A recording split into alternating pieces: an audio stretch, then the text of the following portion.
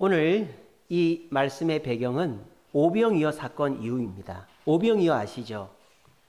5,000명 전체 합치면 2만 명의 사람이 예수님 말씀 들으러 오셨는데 저녁 때가 된 거예요. 사람들이 집에를 가지 않는 거예요. 그래서 이 사람 저녁을 먹어야 되는데 그 2만 명을 먹일 수가 없는 겁니다. 그래서 예수님이 어떻게 하셨습니까? 한 소년이 예수님 드시라고 준 물고기 2마리 떡 5개, 우리 마루 같은 저런 학생이 물고기 2마리 떡 5개를 예수님 드세요 하고 드렸단 말이에요.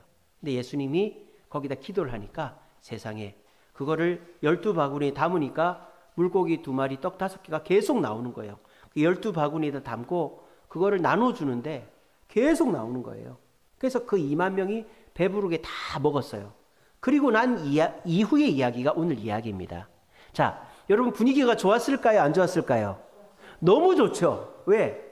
아니 먹을 것이 없어가지고 다 걱정하고 있는데 물고기 2마리 떡 5개로 2만 명이 배부르게 넉넉하게 먹었으니까 얼마나 기분이 좋습니까? 분위기가 너무 좋은 거예요. 그래서 다들 이대로만 있었으면 좋겠다. 왜? 굶지는 않을 거니까. 예수님 쫓아다니면 굶을 일은 없으니까 이대로만 있었으면 좋겠다. 다 그렇게 하고 있어요. 근데 갑자기 예수님이 오늘 말씀에 뭐라고 되어 있습니까? 예수께서 즉시 식사가 끝나자마자, 식사 끝나고 제자들이 바구니에다 남은 음식을 다 거두자마자 제자들을 재촉해서 어떻게 하십니까? 배를 타고 다른 데로 보내는 거예요. 그래서 오늘 성경에는 안 나옵니다만 다른 성경에 보면 가버나움으로 보냈다 그랬어요. 베세다 들녘에서 했으니까요. 오병이어가 베세다에서 가버나움으로 제자들을 보냅니다. 아니 분위기가 좋은데 사람들이 다 예수님 좋아하는데 제자들도 지금 너무 배부르고 좋은데 더 잔치를 밤새 벌여도 되는데 왜 예수님이 제자들을 재촉해서 가버나움으로 배를 타고 보냈을까요? 오늘 성경에는 안 나옵니다만 요한복음 6장 15절에 그 이유가 나와요. 왜 예수님이 제자들을 배를 태워서 가버나움으로 보냈느냐? 이 사람들이 예수님을 왕으로 삼으려고 한 거예요. 여러분, 예수님을 왕으로 삼으면 좋습니까? 안 좋습니까? 하늘아 좋냐 안 좋냐? 예수님 왕이 되면 좋아 안 좋아? 아직 그냥 무조건 대답 안 하는 거 보니까 잘 듣고 있는 것 같습니다. 예. 좋은 거죠. 아니 예수님이 왕이 되면 좋은 거 아닙니까? 근데 예수님이 왕이 된다고 하는데도 예수님은 그거를 싫어하는 거예요. 그리고 제자들을 예수님이 그렇게 인정받고 막 사람들이 환호성 치는 그 자리에서 빨리 어디로 다른 데로 보내는 거예요. 왜 그렇게 하셨을까요? 그 이유는 조금 이따 말씀드리겠습니다. 네. 그래서 제자들이 배를 타고 갔어요. 제자들도 웃기죠. 아니 이렇게 등 따시고 배부르고 사람들이 좋아하는데 이 자리를 꼭 가야 됩니까? 여러분 같으면은 그렇게 좋은 분위기의 자리를 도망치듯이 나가고 싶겠어요? 마치 이런 거죠. 여러분들이 결혼식장에 갔어요. 그래서 결혼식 잘 축하하고 뷔페에 딱 갔어요. 근데 예수님이 야 먹지 말고 빨리 가 이러는 거랑 똑같은 거예요. 아시겠어요? 아이고 예수님 이제 먹어야죠. 축하했으면 이제 먹어야죠. 근데 왜 어디로 가라 그러세요? 묻지 말고 빨리 가. 이런 거랑 똑같은 거예요. 근데 제자들은 예수님이 배를 타고 가라고 하는데 갑니까 안 갑니까? 성경 읽으셨잖아요. 대답을 해보세요. 갑니까 안 갑니까? 갑니다. 그것도 두말하지 않고 갑니다. 요즘 같으면 있을 수 없는 얘기죠. 요즘에 학생들 제자들은 어떻게 합니까? 질문을 하죠. 점잖은 애들은 질문을 합니다. 선생님 이거 왜 해야 되는데요? 질문을 합니다. 근데 조금 똑똑한 애들은 선생님한테 설명을 요구합니다. 선생님 이걸 왜 해야 되는지 좀 가르쳐 주세요. 여기까지는 괜찮아요. 선생님도 기분 안 나쁩니다. 근데 선생님이 이제 기분 나쁠 학생들이 많아요. 요즘에는 선생님 저희한테 설명도 안 해줄 거면 저희 수업 안 받겠습니다. 요즘 그럽니다. 애들이요 얼마나 당돌한지 몰라요?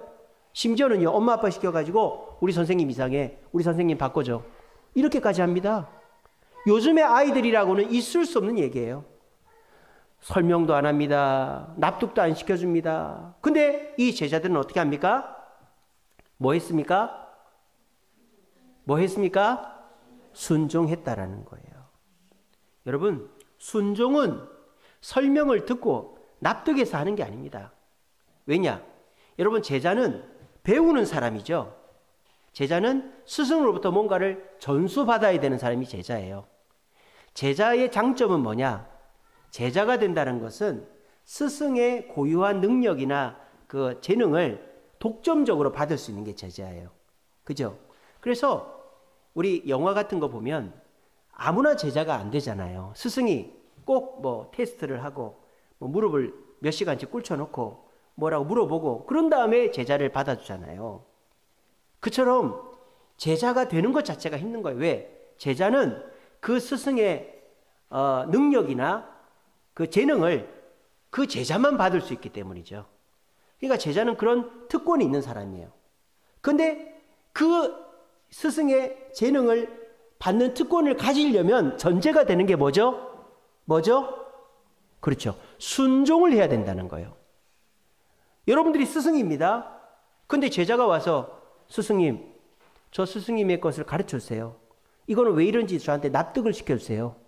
그런 식으로 하는 제자한테 스승님이 가르쳐주고 싶겠어요? 안 가르쳐주죠. 너 다른 데 가서 배워라 이렇게 할 거 아니에요. 똑같은 겁니다.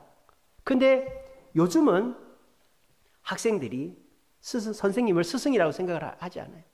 선생님한테 안 배워도 다른 데 가서 배울 수 있다고 생각하고 또 선생님도 학생들을 그렇게 자기가 정말 쥐어짜내듯이 가르치지를 않기 때문이죠.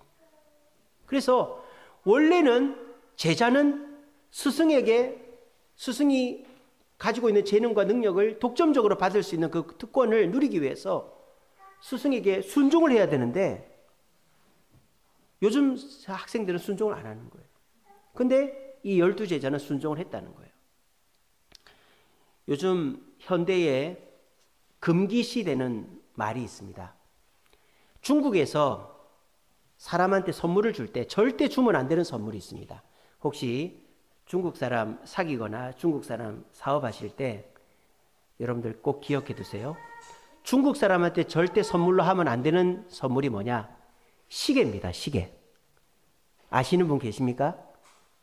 자, 시계가 한자로 뭐예요? 시계가 한자로 뭐예요? 종이잖아요. 종.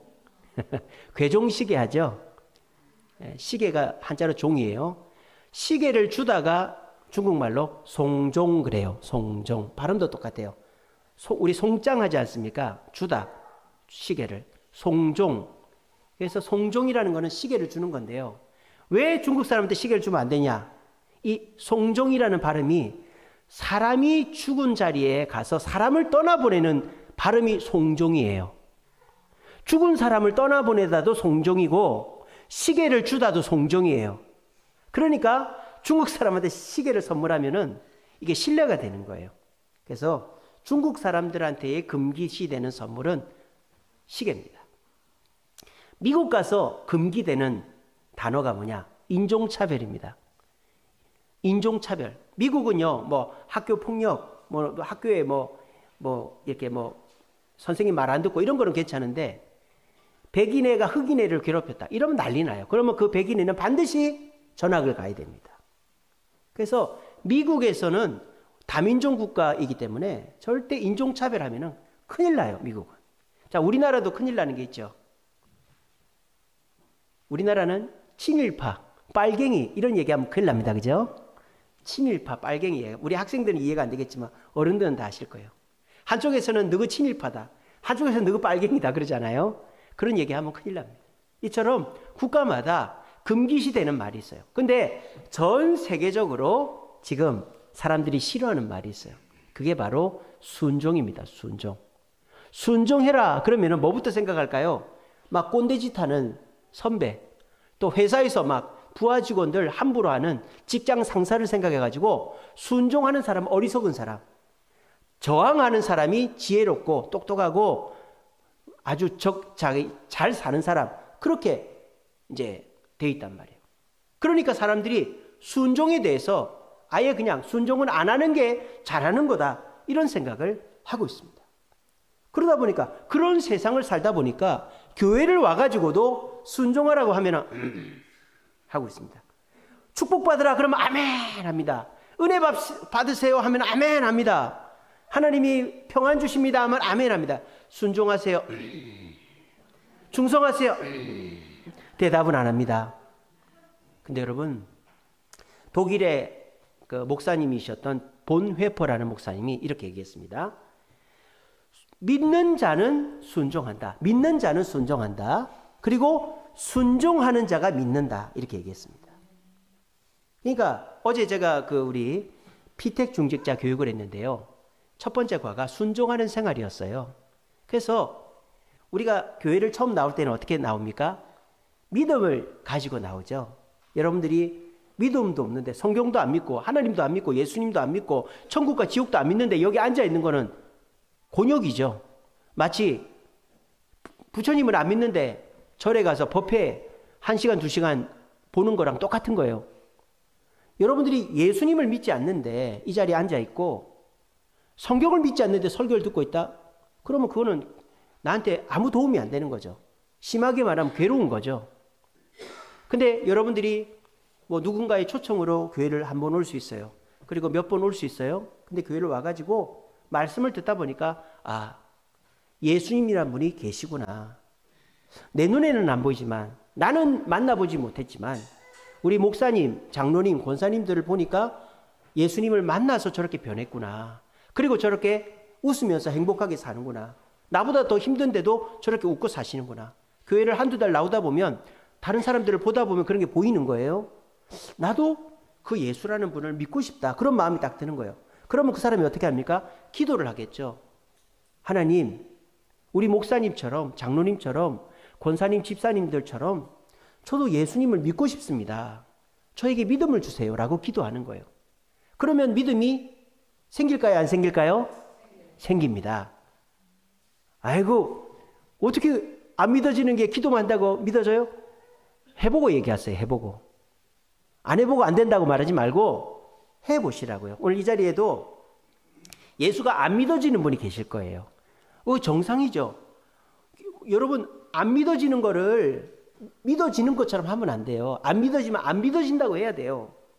그러면 안 믿어지는데 믿고 싶을 마음이 생길 때가 있단 말입니다. 아시겠습니까? 교회라는 곳을 나와보니까 교회 다니는 사람들이 너무 정말 좋아 보이고 웃으면서 지내고, 그래서 나도 저 사람들처럼 예수를 믿으면 좀 편안해지고 문제도 해결되고 좋아질 것 같다. 그런 마음이 들 때가 있어요.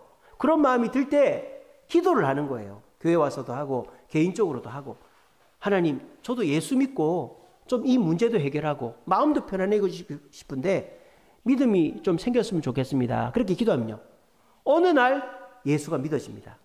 저도 그랬습니다. 저는요, 굉장히 철저하고요, 증거가 없으면 안 믿었어요. 언제까지? 저 고등학교 2학년 때까지 예수 안 믿었습니다. 이해가 안 되시죠? 어떻게 목사가 고등학교 2학년 때까지 교회를 안 믿냐? 아, 우리 목사님은 고등학교 2학년 때 교회 나갔나? 아닙니다. 저는 유치원 때부터 교회 나갔어요. 유치원 때 사탕 준다 그래서 교회 나갔어요.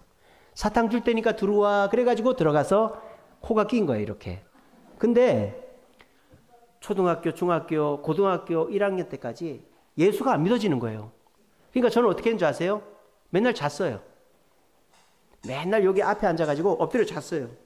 근데 제가 감사한 것은 제가 예배 시간마다 자는데 아무도 저한테 야단을 친 사람이 없었어요.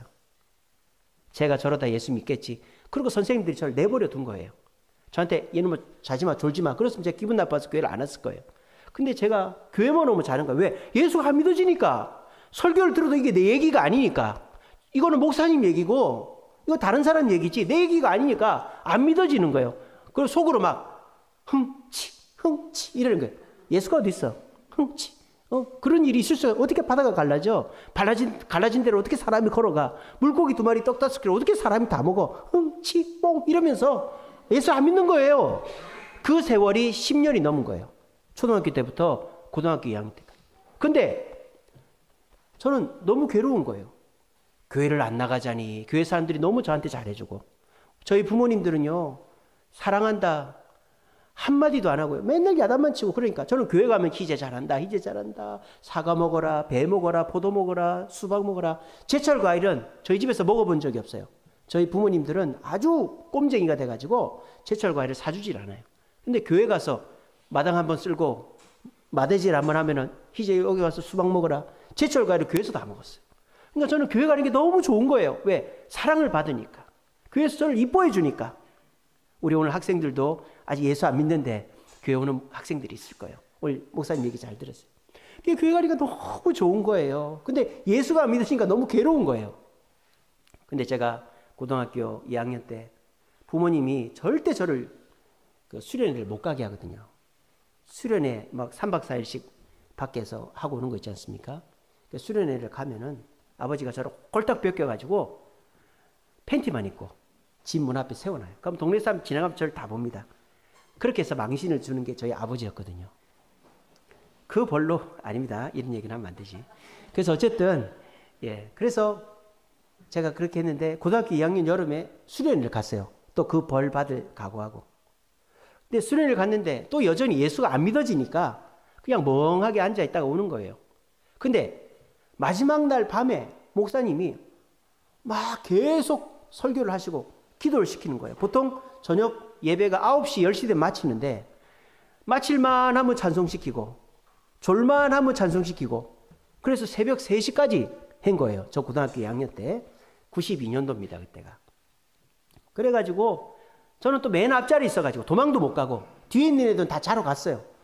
도망도 못 가고 거기 앉아서 있는데 목사님 설교를 들으면서 마음속에 오기가 생기는 거예요. 목사님이 저렇게 얘기하는 그 예수 나도 좀 믿고 싶다. 왜 이렇게 안 믿어지나? 나는 안 믿어지는데. 그래서 제가 설교가 끝나고 자러 안 가고 그 1층에 있는 그 교육관 마룻바닥에 가서 기도를 했어요.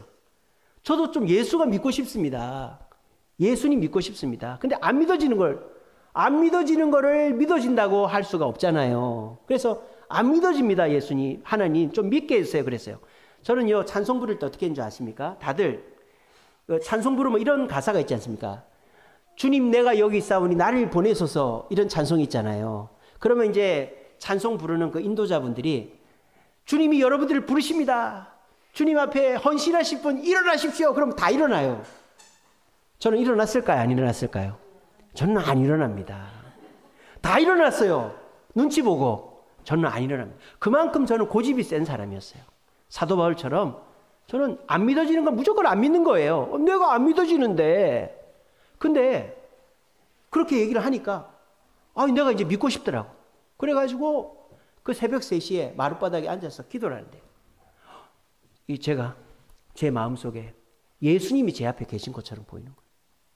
근데요, 예수님이 제 앞에 계시는데 오늘도 지금도 계시고 어제도 계셨고 1년 전에도 계시고 3년 전, 5년 전, 10년 전 제가 유치원 들어갈 때서부터 계속 제 앞에 계시는 예수님이 느껴지더라고요. 뭐 눈으로 봤다 만졌다 그런 건 아니고. 근데 그 예수님이 계속 내 앞에만 계시는 게 보이는 거예요. 나한테 들어오지를 못하는 거예요. 근데 나는 여전히 그 예수님을 보고는 있는데, 옆에는 있는데 예수님을 만나려고 하지 않고 모시려고 하지 않고 안 믿어져 하고 있는 내 모습, 그게 보이는 거예요.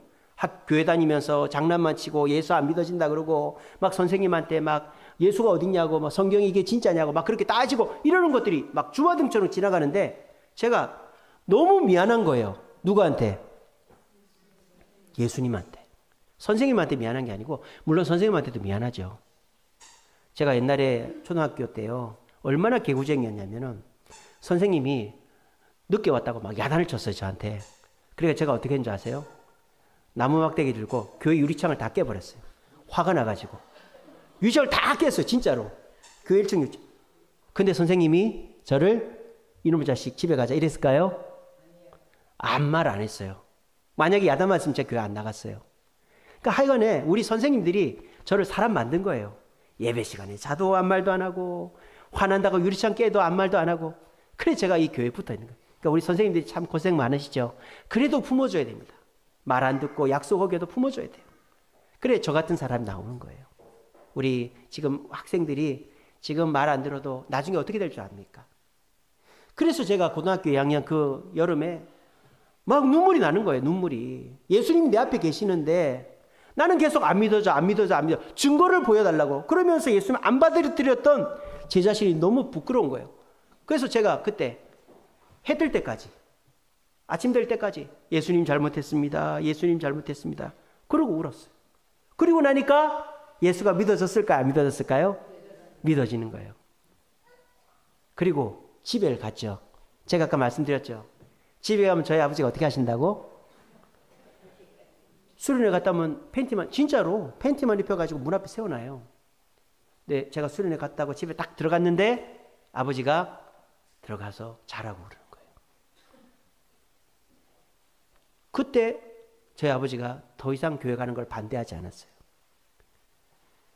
마귀가 우리 집에 저를 교회 못 가게 하려고 그렇게 발버둥을 치다가 마귀가 진 거죠. 그리고 저는 그 이후로 교회를 가는데 아무 방해를 받지를 않았습니다. 여러분, 예수 믿는 거 어렵죠. 안 믿어지는 걸 어떻게 합니까? 근데 믿음은 내가 예수 믿고 싶다고 생각을 하고 기도를 해야 믿음을 주지. 나를 설득해봐. 나 믿게 좀 해봐. 이렇게 해가지고는 믿어지는 게 아니에요. 그래서 여러분들이 어쨌든 여기에는 예수 믿는 분들이 더 많으니까 예수를 믿는 분들이 오셨어요. 자, 그러면 믿음이 어떻게 돼야 돼요? 자라야 될 거 아니에요. 근데 믿음이 가만히 있으면 자랄까요? 믿음은 가만히 있으면 안 자라요. 믿음은 말씀이라는 영양분을 먹어야 자라요. 아시겠죠? 지금 여러분들이 예수를 믿고 난 다음에 교회를 오시잖아요. 그러면 제가 성경에 나오는 이야기를 풀어서 쉽게 설명을 해드려요. 그럼 그거를 들으면서 아하, 예수 믿는 사람한테는 저런 일이 있구나. 예수 믿는 사람이 이렇게 살아야 되는구나. 그걸 들어요. 그죠? 말씀을 듣습니다. 자, 그럼 말씀을 듣고 어떻게 해야 될까요? 얘기해 보세요. 말씀을 듣고 어떻게 될까요? 실천이 뭐예요? 오늘 얘기하는 거. 순종을 해야 되는 거죠. 말씀을 듣고 순종을 하면 어떻게 될까요? 믿음이 자라는 거예요. 아시겠어요? 그래서 믿음과 순종은 같이 가는 거예요. 그래서 보네포 목사님이 믿는 자는 순종하고 순종하는 자는 믿는다라는 거예요. 멕시코 인디언들 고유어를 조사를 해보니까 믿음이라는 단어가 순종이라는 단어로 똑같이 쓰이더래요. 그러니까 멕시코 인디언들은 믿음과 순종이 똑같은 단어인 거예요. 여러분들도 그렇죠. 내가 당신을 믿습니다라는 말은 무슨 말입니까? 당신이 하자고 하는 대로 하겠다는 뜻이죠. 그죠? 그러니까 믿는 것은 순종한다는 뜻이에요. 근데 왜 교회 와가지고 그렇게 안 하시죠? 예수 믿는다 그러면서 말씀 듣고 왜 그대로 안 하시죠? 그대로 하면 큰일 날 것 같습니까? 의심이 됩니까? 그거를 벗어버리는 게 신앙생활입니다. 세상에서는 의심을 해야 되죠. 세상에서는 100% 믿으면 안 돼요. 사기당합니다. 그러니까 순종하라 그러면은 내가 널 뭘 믿고 순종해? 그러면서 계속 의심하고 뭐 돈이나 어떤 서열이 없는 이상은 절대 믿지 않죠. 그 사람이 나한테 돈을 준다 그래도 계약이 없고 하면 안 믿어요. 그렇게 살다 보니까 교회 와서도 순종하라 그러면 순종 안 하는 거예요. 여러분, 그렇게 하면 절대 믿음이 자라지 않고 주님으로부터 여러분들이 뭔가를 받을 수가 없습니다. 그래서 제자는 순종을 해야 배울 수가 있어요. 왜? 스승이 순종하는 자한테 뭘 주지 그냥 나한테 줘봐요. 주는 거 봐서 내가 순종하든지 말든지 이런 식으로 나오면 누가 주겠습니까? 하나님도 똑같다라는 거예요. 그런데 오늘 12제자는 순종을 했습니까? 안 했습니까? 설명 듣고 순종했습니까? 대답해 보세요. 설명 듣고 순종했습니까? 납득돼서 순종했습니까? 아니죠. 여러분, 순종은 어려운 것도 아니고 순종하면 손해보는 것도 아닙니다. 순종은 쉬운 것이고요. 순종은 우리에게 좋은 것입니다. 순종을 너무 어렵게 생각하거나 세상 사람 말 순종하라는 것처럼 생각하지 마십시오. 제자들이 순종했습니다. 여러분, 순종하면 다 잘 돼야 될 것 같잖아요. 순종하면 은혜를 받고 축복 받아야 될 것 같잖아요. 근데 제자들이 순종해서 배를 타고 갔는데 더 큰 문제가 생겨버렸네요. 여러분, 여기 베세다에서 가버나움은요 배로 4km예요. 4km. 여러분, 사람이 걸어가면 1시간에 몇 킬로 정도 가는 줄 아세요? 걸어가면 1시간에 5킬로를 갑니다. 천천히 걸어가면. 뛰어가면 1시간에 10킬로를 뛰어갑니다. 아시겠죠? 그러니까 4킬로를 걸어가도 1시간이면 가요. 배를 타면 더 빠를까요? 느릴까요? 배를 타본 경험이 없으신가요? 배를 타면 걷는 것보다 2배로 빠릅니다. 그러니까 이 베세다에서 가버나움까지 배를 타고 가면 걸어서 1시간 거리면 배를 타면 얼마? 30분이면 가는 거리예요. 근데 여러분, 이 제자들이 노를 언제까지 저었냐? 성경에 보면요. 밤 사경까지 저었다고. 오늘 성경 14장 25절에 보면 밤 사경에 예수께서 바다 위로 걸어왔다 그랬죠. 이 밤 사경이 몇 시냐? 이제 3시, 새벽 3시부터 새벽 6시까지가 밤 사경이에요. 그러면 제자들이 저녁 먹고 즉시로 배를 탔으니까 한 6시쯤에 배를 탔다 칩시다. 그러면은 3시만 해도 몇 시간 동안이나 노를 저었단 말입니까? 자, 6시부터 12시까지면 6시간이잖아요. 12시부터 3시까지 하면 3시간이잖아요. 더 해보세요. 6 더하기 3은 9시간을 노를 저었다는 얘기예요. 이거를 6시까지로, 사경이 3시부터 6시까지, 6시까지 하면 12시간을 배를 저었다라는 거예요. 30분이면 노를 저어서 갈 수 있는 거리를 9시간에서 12시간에 노를 저었다는 거예요. 제자들이 속으로 무슨 생각했겠어요? 좋게 얘기하면 예수님 무슨 뜻이 있겠지 이렇게 생각했을 거고, 안 좋게 얘기하면 이게 뭐 하는 짓이야, 이게 뭐 하는 거야, 그냥 배부르게 먹고 거기서 놀다가 자면 되는데 제자들이 그걸 모르겠어요? 베세다에서 가버나움까지 안 가봤겠어요? 그 어부들인데 가봤죠. 예수님이 너희들 가버나움에 가 있으라 이렇게 했을 거 아니에요. 그러니까 이 제자들이 30분이면 가겠네 이렇게 생각했는데, 이 갑자기 풍랑이 불고 이러니까 표류를 해버려가지고 갈릴리 호수 중간으로 가버린 거예요. 순종을 하면 다 잘 돼야 되는 거 아닙니까? 아니, 순종을 했는데 오히려 30분이면 갈 거리를 9시간이나 노를 젓고 있었던 거예요. 근데 제자들이 왜 그렇게 어렵게 노를 젓고 고생을 해야 됐을까요? 그것 또한 하나님이 다 의도하신 것, 예수님이 다 계획하신 거라는 거예요. 예수님은 절대 우리를 고생을 시켜도 허투루 고생시키지 않습니다. 여러분 지금 기도하고 있는데 뭐가 잘 안 됩니까? 뭐가 어렵습니까? 그럴 때 이렇게 생각하십시오. 저를 따라합니다. 저를 따라합니다. 얼마나 잘 되려고 이 고생을 하나? 다시 한번. 얼마나 잘 되려고 이 고생을 하나? 자, 옆 사람한테 잘 될 겁니다 인사합시다. 시작. 잘 될 겁니다. 여러분 30분 노저울 거리를 9시간을 노젓게 하신 것은 예수님이 실수한 게 아닙니다. 실수한 게 아니에요. 의도하신 거예요. 일부러 그렇게 하셨다라는 거예요. 여러분들도 이게 빨리 해결해 주시지 왜 이렇게 어려움이 계속 끊이지 않을까? 이렇게 생각이 되시죠? 여러분 그거를 억울하게 이상하게 예수님 없다 이렇게 생각하지 마시고, 그거를 주님이 더 좋게 하시려고, 좋은 일을 일으켜 주시려고 하시는 거다 그렇게 생각하시고 궁금증을 가지고 기대를 하시면 됩니다. 자, 어떻게 됐을까요? 9시간 노졌고 이제 탈진해서 바다에서 갈릴리 호수에 죽었을까요? 아니죠. 예수님은 그렇게 끝낼 뿐이 아니죠. 예수님이 나타나셨어요. 어떻게? 밤 사경 그 폭풍이 몰아치던 그 폭풍 속에 예수님이 나타나셨어요. 아니, 예수님 배를 타고 나타나셨을까? 어떻게 나타나셨을까요? 성경에 뭐라고 되어 있어요? 물 위를 걸어서 나타났어요. 사람이 물 위를 걸을 수 있습니까? 없습니까? 중국 영화 보면 착착착착착 걷던데 경공술 쓰면 되죠. 요즘 중국 무술가들 맨날 그 격투기 선수한테 맞아 터지는 거 유튜브 보시면 맨날 나옵니다. 중국 무술은 그냥 쇼지. 그 절대 그 거짓말이에요. 중국 무술은.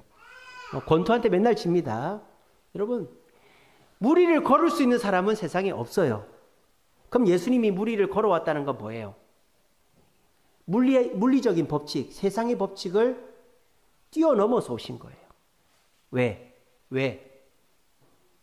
제자들을 책임져야 되니까. 엄마들이요, 자식을 지키려고 어떻게 합니까? 머리를 끊어서라도, 자기 허벅지 살을 끊어서라도 자식을 지킵니다. 어떤 엄마는 달려오는 차가 있는데 애가 넘어져 있어. 한 손으로 차를 막고 애가 차 밑에 깔려. 그러면 엄마가 차를 든다 그러잖아요. 그게 뭐예요? 책임감이 있으니까. 엄마는 애를 책임지는 사람이니까 그런 초인적인 힘이 나오는 거예요. 마찬가지로 자, 예수님은 자연 법칙을 어기고 싶어 하실까요? 자연 법칙을 만드신 분이 누굽니까? 예수님 아닙니까? 그러면 예수님은 그 법칙을 어기고 싶으실까요? 아니죠. 예수님은 자연 법칙을 지키는 걸 원하십니다. 그러니까 예수님이 기적을 상식적으로 뭐 암병 걸린 사람 무조건 낫게 하고 그러는 분이 아니에요. 어쩔 때 하나님이 기적적으로 한 번씩 낫게 해주는 거지 맨날 낫고 그런 거 아닙니다. 그런데 예수님이 이번에는 무리를 걸어오셨다는 것은 예수님은 지금 이 제자들을 책임지기 위해서 자연 법칙, 자기가 만든 법칙을 위배한 거예요. 책임감을 가지신 분입니다. 자, 그리고 아까 제가 말씀드렸죠? 아니, 그 분위기 좋은데, 왕이 되면 좋은데 왜 예수님은 왕이 되지 않고 제자들을 보내셨을까? 그 이유가 나옵니다. 그리고 그 이유를 제자들이 자기 입으로 고백합니다. 이게 최고의 교육이죠. 최고의 교육은요, 선생님이 다 설명해 주는 게 아니라 이거 왜 이럴지 조사해야 봐. 그리고 너희들 발표해. 이게 최고의 교육이에요. 요즘 그렇게 하잖아요. 자기들이 조사해서 발표해야 머리에 남습니다. 자, 제자들은 계속 궁금했겠죠. 그 좋은 잔치 자리에 남겨두지 않고 왜 우리를 보냈을까? 그리고 그 9시간이나 노를 저으면서 굉장히 답답했겠죠. 왜 이 고생을 시킬까? 근데 그 답을 본인들의 입으로 얘기합니다. 14장 33절입니다. 배에 있는 사람들이 예수께 절하여 이르되 진실로 뭐다? 하나님의 아들이십니다. 왕이 좋아요? 하나님의 아들이 좋아요? 하나님의 아들이 좋죠. 그러니까 이 제자들이 그 베세다 들녘에 있었으면 왕이신 예수님밖에 못 만날 뻔했는데 예수님이 이 의도적으로 제자들을 풍랑 속에 보내시고 또 그들에게 무리를 걷는 모습을 보여줬잖아요. 사람이 할 수 없는 모습을 보여줬죠. 그것을 통해서 제자들이 이분은 보통 분이 아니구나, 하나님이시구나 하는 것을 잊지 않게끔 한 거예요. 그래서요, 마태, 마가, 누가, 요한복음을 사복음서라 그럽니다. 사복음서에 모두 나오는 기록이 거의 없어요. 근데 이 오병이어의 사건만은 마태, 마가, 누가, 요한복음에 다 나옵니다. 그 이유가 뭐예요? 제자들이 그만큼 충격을 받은 얘기예요. 예수님이 하나님이심을 제대로 교육받은 얘기다라는 거예요. 그래서 제자들은 이 하나님이신 예수님을 항상 기억하고 그 예수님을 믿게 된 것이죠. 그래서 이 제자들은 어려움도 이겨내게 되었다라는 것입니다. 요즘은 스승이 없는 시대를 살고 있어요. 그래서 교원은 있죠. 교원. 학교에 가면 교원이라 그러죠. 학교에 가면 교원이라 그래요. 공식적인 용어가. 또 선생님 많죠. 요즘은 호칭이 다 선생님이죠. 선생님 아니면 사장님이에요.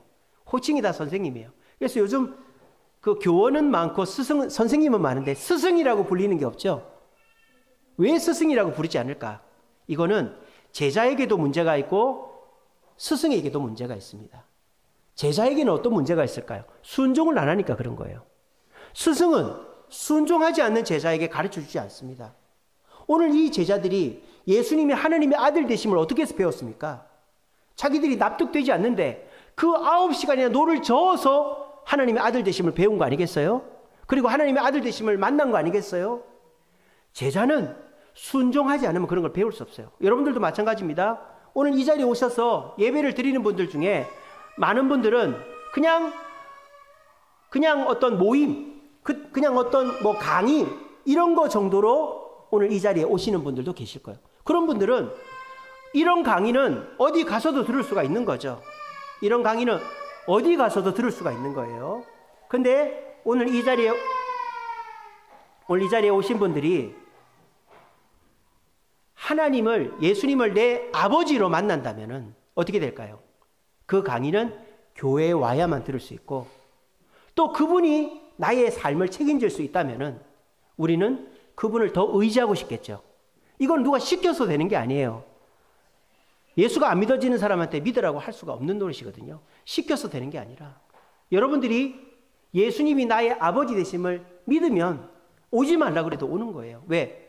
하나님이 내 아버지 되신다는데, 나를 도와주신다는데 어떻게 안 오겠습니까?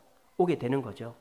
그래서 여러분들, 그런 예수님을 만나려면 순종을 해야 됩니다. 말씀을 듣고 이렇게 저렇게 튕겨내지 마시고, 아, 저 말씀이 진짜면 나도 믿고 싶다, 이런 마음이라도 가져야 되는 거예요. 그리고 스승에게는 어떤 문제가 있느냐? 예수님은 어떻게 하셨죠? 책임감을 갖고 있었어요. 제자들을 기적을 통해서라도 내가 책임져야 되겠다라는 책임감을 갖고 있었어요. 그리고 예수님은 허투루 하신 게 없죠. 약속을 어기거나 거짓말한 게 없죠. 의도를 가지고 다 하셨어요. 우리 선생님들 학생들을 가르칠 때 책임감을 갖고 내가 이 아이를 책임져야 된다는 마음으로 가르치시기 바랍니다. 그리고 약속을 지키시기 바랍니다. 내 이렇게 할게 해놓고 어기고 그러면 학생은 절대 선생님한테 순종하지 않습니다. 학생은 순종해야 되고 스승은 책임감과 의도를 갖고 학생을 가르쳐야 됩니다. 그리고 이 스승과 제자가 같이 노력해야 될 게 있어요. 그게 뭐다? 시간입니다. 시간. 오늘 제가 칼럼에 그렇게 실어놨습니다. 스승과 제자는 시간을 많이 보내야 돼요. 요즘에 왜 스승과 제자가 없을까요? 학교에서만 보기 때문이에요. 선생님 수업 끝나면 딱 갑니다. 옛날처럼 뭐 불러다가 애들 훈육하고 또 애들이랑 수업 끝나고 뭐 떡볶이 사주고 이런 거 없어요. 수업 시간에도 조는 애들은 깨우지 않습니다. 선생님들은. 그러니까 스승이 아닌 거죠. 선생님들은. 그냥 교사는 될 수 있어도 선생님은 될 수 있어요. 먼저 태어난 사람. 스승이 될 수가 없는 거예요. 선생님이나 제자나 스승이나 제자나 보내는 시간이 많아야 그런 관계가 되는 거예요. 근데 요즘은 그게 안 되는 거죠. 그래서 우리가 오늘 스승의 기념 행사를 합니다만 우리 주일학교 학생들은 선생님이 내 마음에 들지 않아도 내가 이해를 못해도 선생님께 순종해야 된다는 마음을 가지시기 바랍니다. 우리 학생들이 아멘 해야 되는데 우리 학생들 선생님이 이해되지 않고 못생기고 좀 잘 못해줘도 선생님한테 순종해야 된다는 마음을 가지시기 바랍니다. 아유 좋습니다. 우리 선생님들은 학생을 책임져야 돼요. 책임지려면 그냥 주일날만 얼굴 봐서 되는 게 아니에요. 평소에 카톡도 하고 전화도 하고 또 한 달에 한두 번씩 아니면 두 달에 한 번씩이라도 맛있는 것도 사주고 그렇게 해서 아이들을 책임감 있게 또 의도를 가지고 약속을 지키면서 가르쳐야만 아이들이 선생님 하면서 따르는 겁니다. 우리 선생님들 부탁드립니다. 학생들 가르치실 때 책임감을 가지고 약속을 지키시면서 성실하게 가르치시는 선생님들 되시기를 바랍니다. 그리고 우리 성도님들께 권면합니다. 여러분, 우리는 다 예수님의 제자입니다. 예수님의 제자입니다. 그럼 우리는 어떻게 됩니까? 예수님께 순종해야 됩니다. 아시겠습니까? 자, 예수님께 순종하시겠습니까? 순종해야 예수님이 하나님의 아들이심을 배우고 그 하나님의 아들 되신 예수님께 나만 받을 수 있는 특권이 주어지는 것입니다. 근데 순종하지 않고 교회를 나오면 그냥 강의 들으러 모임하러 온 것밖에 되지 않는 것입니다. 와서 그냥 맛있는 점심 먹고 집에 가는 것밖에 안 되는 것입니다. 예수님은 순종한 만큼 은혜를 주십니다. 시간을 들인 만큼 나에게 하나님의 아들로 다가옵니다. 우리 모두 나를 책임지시는 예수님, 나에게 의도를 가지시고 허투루 하시는 분이 아니라 모든 것을 선으로 합력하시는 그 예수님을 믿으시고 순종하심으로 예수님으로부터 축복받고 하나님의 아들 되신 그 예수님의 인도하신 가운데 문제를 해결받는 저와 여러분들 되시기를 간절히 바랍니다.